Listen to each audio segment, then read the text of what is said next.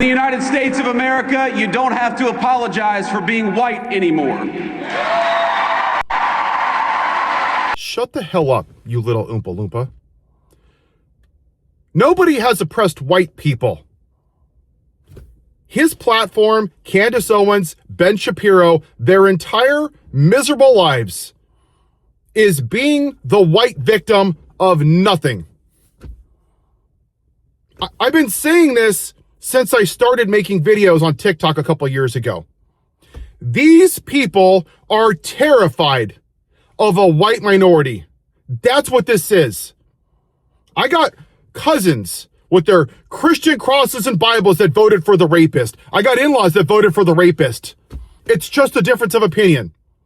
These people went to the voting booth in November. Think about this. He's a rapist. Yup. 34 count felon. Yup. Asked for the execution of 5 black men in New York City. Yup. The entire world watched in horror while officers were beaten for 3 hours and he sat on his fat ass shitting his diapers. Yup. Man cheats on every wife. Literally stole from children that are dying of fucking cancer. Yup. Grabbing women by the pussy. Very likely a pedophile. Yup. You think it was about cheap eggs? They would rather burn Rome to the ground than thrive and be ruled over by a black woman. And I'm going to keep saying this. These people were triggered by a black man in the White House instead of out in the fields picking their fucking cotton. That is a fact. LBJ, and I'm going to keep quoting it until people start to wake the hell up, said, this country will vote for the lowest white man who is literally tearing down your democracy, raping women, molesting little girls, while he's stealing your wallet over the most qualified black woman, and that's why we're here. And then this little hobbit pushes the Christian nationalism statement, this great Christian nation. So listen, you little dumbass. Why don't you sit down on your little kindergartner chair and I'll educate you? The middle passage where white people stole black people because they were too lazy. Probably your ancestors. 1.4 million died while being tied to the bottom of a ship for 6 fucking months. And when they died, they were thrown in and bull sharks ate them. Then we had slavery. If they didn't work hard enough or didn't listen to us, we beat them. Then we had racist founding fathers that we worship as gods because of the fucking Second Amendment. But let's forget the well-regulated part, you dumbasses.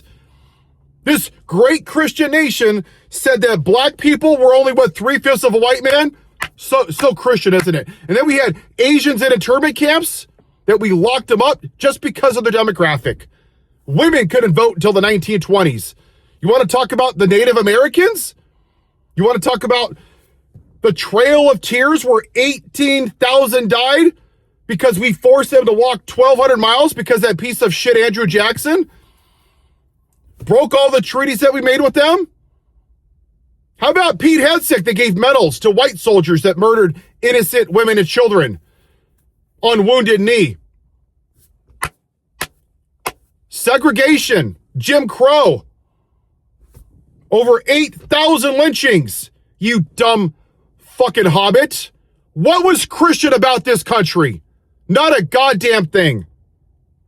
But according to people like JD Vance and the orange pig Donald Trump and people that voted for him, that is their version of Christianity.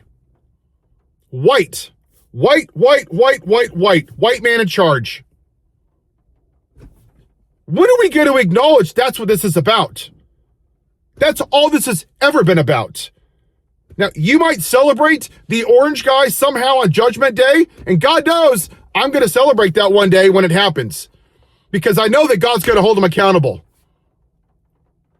He is a symptom of a larger sickness in this country. So is JD Vance. So is the Make America White Again movement.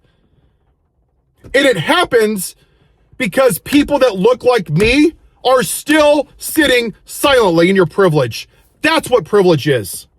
That you have the privilege to shut up when you see what's happening. Tomorrow I'm going to put out a video. There was a pregnant woman that ICE grabbed, pregnant, in the snow, handcuffed with one arm, and they drug her through the snow and she lost her baby. Yeah, it was really about the legal way to come here, my ass. It's about anybody that's not white getting treated like shit. This is what happened in Nazi Germany. And we have concentration camps. Nothing to see here. I don't get political. Then you're complicit in what's happening. We're not going to remember the words of our enemies, rather the silence of our friends. And too many of you, just like during the civil rights movement, are sitting in your fucking privilege because it doesn't affect you. You're just as complicit. Just like the 3 officers stood by and watched George Floyd get murdered by a white man. You're complicit in what's happening through your silence because you're not willing to be uncomfortable. And talking about that, let's talk about the No Kings protest. And watch my unsubscribes go up, because I don't give a shit. That is privilege. You protested in April and July and October. Great job. Did you get a white participation trophy? Ooh, you really showed them. 7 million out of 330 million people on a fucking Saturday outside of working hours when it's convenient for you. Wow, you really put up a fight. Ooh, that must have been really difficult. What have you done since? Have you gone on a general strike? Did you spend on Black Friday? Have you posted publicly on social media? Nope, you didn't, because it wasn't comfortable. And that's why we're here. And for you left-leaning bros, the Midas Touches and the Tyler Cohens, you don't talk about any of this shit either. Because it doesn't make you money. You're fucking grifters. You don't even talk about Israel, the genocide that's happening over there, because it's about money. You're complicit too in this shit. You're nothing more than left-wing rage baiters. You're not reporting the news, you're ignoring the problem. Go look at the clip on YouTube from Simone Sanders talking to that white bro from Pod Save America. And she said it was about racism. That's what it was. Exactly what I'm saying. You know what he said? Oh, no. It was about the price of living. It was up 3.84929%. It's bullshit. They don't want to talk about the real problem, which is white supremacy. And if we have history books, they're going to look back and they're going to say, why didn't we punish the lost cause? Why didn't we throw them in jail or lock them up or worse? Why didn't they have consequences for fighting for the Confederacy? Because that's what this is. We let it go unpunished, and now they took off their white hoods and they put on their red hats, and they're doing it publicly. They're eating the dogs and cats, shithole countries, Somalians.